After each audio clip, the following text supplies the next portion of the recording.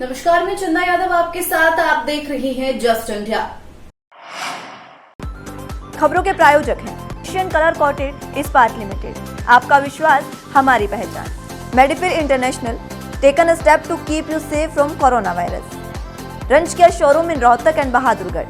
Showroom पर आएं, test drive लें और गाड़ी बुक कराएं। विधानसभा की कार्रवाई पर मुख्यमंत्री मनोहर लाल ने प्रेस कॉन्फ्रेंस की है। परिवार पहचान पत्र विधेयक, लोक परीक्षा साधन निवारण विधेयक और कोविड के मुद्दे पर मुख्यमंत्री ने पत्रकारों के सवालों का जवाब दिया है। आप भी सुनिए इस प्रेस कॉन्फ्रेंस में और क्या कुछ बोला मुख्यमंत्री मनोहर लाल ने।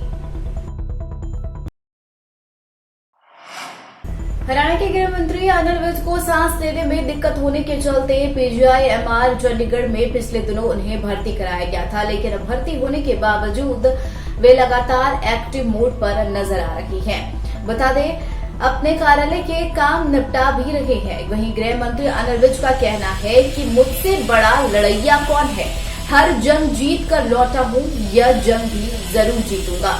उनका यह भी कहना है कि जब तक आवाज में दम है तब तक हम हैं। गौरतलब है कि गृह मंत्री अनिल विज का स्वास्थ्य पहले से बेहतर है। उनके बीमारी को लेकर कुछ टेस्ट हुए हैं और टेस्ट की रिपोर्ट आने के बाद डॉक्टरों ने उनका इलाज शुरू किया है। गत शुक्रवार को गृह मंत्री अनिल विज का ऑक्सीजन स्तर बता दें कि अचानक से कम हो गया था। वहीं गृह मंत्री अनिल विज 6 बार विधायक बने हैं और वह विधानसभा के सत्र में कभी एक दिन भी अनुपस्थित नहीं है, लेकिन ऑक्सीजन का लेवल अचानक कम होने के कारण वह मानसून सत्र के पहले दिन के कार्यवाही में शिरकत नहीं हो सके। फिर भी उन्होंने ऑक्सीजन की पाइप लगाकर टेलीविजन पर विधानसभा सत्र की कार्रवाई देखी। वहीं दूसरी ओर वे अधिकारियों को दिशा निर्देश भी देते रही है।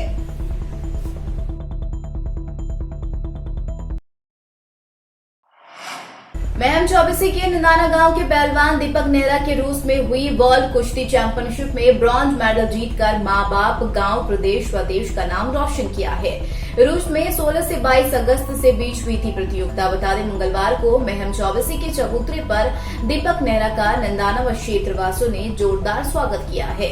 नेहरा खाप पंचायत के राष्ट्रीय युवा अध्यक्ष संदीप नेहरा, सतगुरु मंदिर असैमार के गदेश सिंह महंत, डॉक्टर सतीश दास सहित चौबीसी के गणमान्य लोगों ने दीपक पहलवान का स्वागत किया। दीपक पहलवान ने कहा है कि उनका अगला लक्ष्य 2024 ओलंपिक में देश को गोल्ड मेडल देना है। दीपक नेहरा के कोच अजय ने बताया है कि दीपक में टैलेंट है और उनकी तैयारी 2024 ओलंपिक सहित अन्य प्रतियोगिताओं में देश के लिए मेडल जीतने का लक्ष्य करवाई जा रही है। दीपक नेहरा हिसार के मिर्चीपुर गांव में शहीद भगत सिंह एकेडमी में प्रशिक्षण दे रही हैं। देखिए, सबसे पहले तो मैं भगवान का शुक्रिया करूँगा कि थोड़ा ऊंचा से तेज बोलो। देन है सब कुछ है। और जो मेरी पहली कुश्ती जो बुल्गारिया पहलवान के साथ थी, तो वो से हुई थी। और कुश्ती पहलवान के साथ थी जो 8 2 से हुई थी। तीसरी कुश्ती जो सेमीफाइनल अमेरिका बड़े उससे मैं हार गया। तो मेरी गोल्ड मेडल के साथ बात हुई थी। भारतीय किसान यूनियन अम्बावता के प्रदेश अध्यक्ष अनंत नांदल उर्फ बल्लू प्रधान आज उत्तराखंड पहुंचने पर युवा किसान मजदूरों ने फूल माला पहनाकर उनका जोरदार स्वागत किया। इस मौके पर बाकियों के नेता अनंत नांदल उर्फ बल्लू प्रधान ने कहा कि गत 17 अगस्त को हरिद्वार में भारतीय जनता पार्टी के नेताओं को जो काले झंडे दिखाकर युवा किसान व मजदूरों ने विरोध किया, उससे सरकार को सबक ले लेना चाहिए। बता दें, उन्होंने आगे कहा कि अगर केंद्र सरकार ने यह कृषि कानून सभी फसलों पर एमएसपी रेट तय नहीं किया तो सरकार को आने वाले समय में इससे भी बड़े विरोध का सामना करना पड़ सकता है। बल्लू प्रधान ने कहा, भारतीय किसान यूनियन अम्बावता के राष्ट्रीय अध्यक्ष ऋषि बाल अम्बावता के आदेश अनुसार उत्तराखंड व उत्तर प्रदेश में सरकार की जन विरोधी नीतियों के खिलाफ घर घर जाकर लोगों को जागरूक किया जा रहा है। उन्होंने कहा, चुनाव नजदीक है, इसलिए लोगों को घर घर जाकर ये समझाने का प्रयास किया जा रहा है कि भाजपा के किसी भी नेता को वोट न देकर अपने किसी किसान व मजदूर के बेटे को चुनाव में खड़ा कर उसे जिताने का काम करें। कोरोना की तीसरी लहर की आशंका को देखते हुए नागरिक अस्पताल में वार्ड को बच्चों के अनुकूल तैयार किया गया है। बता दें, कोविड वार्ड एक कमरे को बच्चे के हिसाब से सजाया गया है। मुख्य रूप से दीवारों के ऊपर कार्टून और खिलौने बनाकर बच्चों के अनुकूल इसे वातावरण तैयार किया गया है। बता दें, हर कमरे की सज्जा एक प्रासंगिक विषय अनुसार की गई है। कमरे में छोटा भीम, मिक्की माउस, डोरेमोन व अक्षय ज्ञान देने के लिए हिंदी व अंग्रेजी में वर्णमाला बनाई गई है। अस्पताल की तीसरी मंजिल पर बने कमरे की दीवार पर बनाए गए वर्णमाला से प्ले स्कूल जैसा आभास होता है। इसके अलावा जानवरों की मनमोहक रंग बिरंगी कलाकृतियां बनाई गई है। अस्पताल प्रशासन का कहना है कि ऐसी व्यवस्था तैयार की गई है जो बीमारी के हालात में बच्चों को सुकून दे और वे बीमारी से लड़ सके और खौफ और घबराहट के शिकार न हो। बच्चे इलाज के समय भयभीत रहते हैं, इसलिए उनका ध्यान आकर्षित करने के लिए चित्र एवं खिलौने की पेंटिंग की गई है। वहीं डॉक्टर गोयल ने कहा कि पुराने भवन की दूसरी व तीसरी मंजिल पर बने कोविड वार्ड का निरीक्षण किया गया और वार्ड में की गई साफ सफाई अभी तक की तैयारियों पर कर्मचारियों की प्रशंसा की है। कोरोना की संभावित तीसरी लहर की हमारे पास पूरी तैयारी है। जो पुरानी बिल्डिंग है हॉस्पिटल की, इसके अंदर हमने पहली मंजिल पर, दूसरी मंजिल पे लगभग 80 बेड का इंतज़ाम किया हुआ है और ये बेड हमने खाली रखे हुए हैं। यहाँ पे हमने पूरा इंतज़ाम किया हुआ है। सारे के सारे बेड ऑक्सीजनेटेड बेड हैं। सेंट्रल ऑक्सीजन सप्लाई जो कि नीचे से होगी। इसके अलावा हमारे पास 28 वेंटिलेटर, 22 बाईपैप मशीन है। हमारे पास सफिशिएंट अमाउंट में दवाइयाँ और ऑक्सीजन मास्क हैं। ज़्यादातर वेंटिलेटर में पीडियाट्रिक मोड भी है। ये संभावना जताई जा रही है कि बच्चे ज़्यादा इन्फेक्ट हो सकते हैं।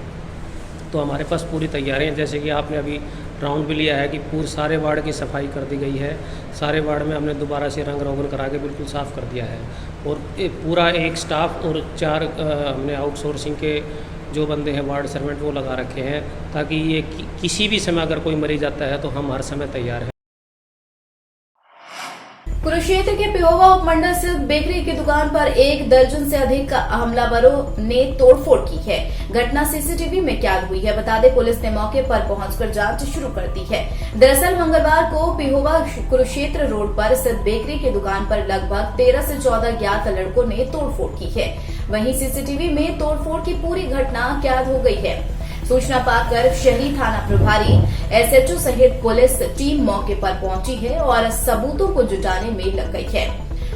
थाना प्रभारी जगदीश ड्रामक ने मीडिया को जानकारी देते हुए बताया है कि पिहोवा कुरुक्षेत्र रोड पर स्थित एक बेकरी की दुकान में लगभग 14 से 15 लड़कों ने घुसकर तोड़फोड़ की, जिसमें दुकानदार का काफी नुकसान हो गया। वहीं उन्होंने कहा, घटना सीसीटीवी में कैद हो गई। सीसीटीवी फुटेज में कुछ लड़कों के चेहरे साफ दिखाई दे रहे, जिनकी शिनाख्त की जा रही है। उन्होंने कहा, आरोपियों के खिलाफ मामला दर्ज किया जा रहा है। सभी आरोपियों को जल्द गिरफ्तार कर उनकी उचित कानूनी कार्रवाई की जाएगी। लिए जी मैंने इनको घर सूचित किया जी, तो उसके अगले दिन दरखास्त दी थी। दरखास्त में आज समझौता हो गया था, जो इन लड़कों ने बच्चों से फोन कराया था जी, तो मैंने देने है जवाब दे दिया जी। तो आज फैसला हो गया था, आज उन्होंने आके दुकान तोड़ दी जी। मैंने अपनी जान बचाई थी, बाज गई। कितना नुकसान हो जी आपका? मेरा 2 लाख रुपए का नुकसान है जी, कम से कम। उन्होंने आकर तोड़ फोड़ करी है, तो मौके पर आकर देखा काफ़ी नुकसान कर रखा है, काफ़ी तोड़ फोड़ कर रखी है। और कई लड़कों की सीसीटीवी कैमरे की फुटेज देखने पर शनाख्त भी हो रही है, नाम का पता लग रहा है।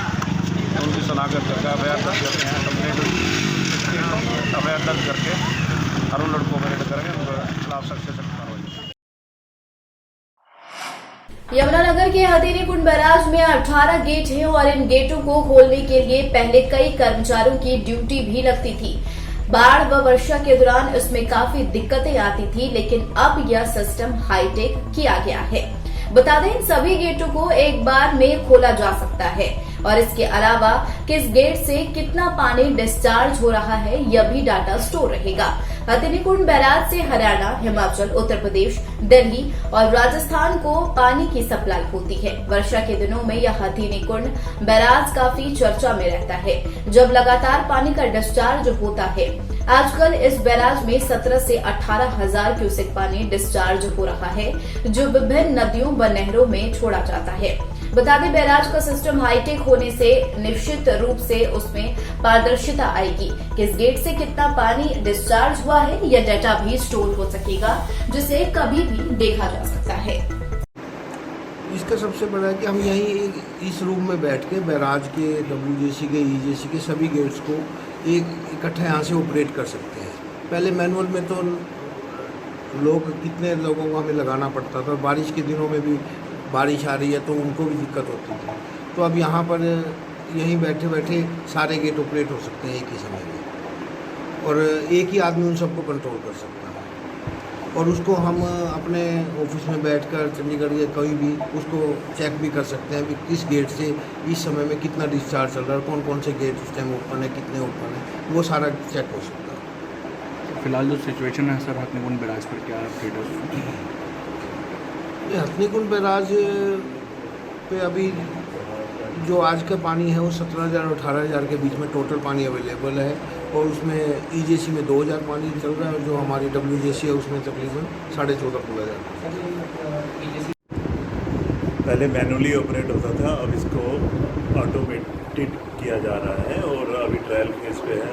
और इसका पर्पज़ ये है कि जो पहले मैनुअली गेट ऑपरेट किए जाते थे वो मैनुअली ना होकर ऑटोमेटिक सिस्टम से ऑपरेट हों, और यहाँ से कमांड देनी है और कमांड के बाद जितना इसका लेवल बढ़ाना या घटाना है वो यहाँ पर सिस्टम के माध्यम से होगा। और इसका सबसे बढ़िया जो फीचर है वो ये है कि इसको मॉनिटरिंग इसकी कहीं भी बैठे हो सकती है। जैसे चंडीगढ़ बैठे अधिकारी भी इसको मॉनिटर कर सकते हैं, अपना फील्ड में घूम रहे अधिकारी भी अपने मोबाइल पे इनको देख सकते हैं, और ऑफिस में भी बैठकर इसकी मॉनिटरिंग कर सकते हैं। इसी के साथ इस बुलेटिन में आज के लिए फिलहाल इतना ही। नमस्कार।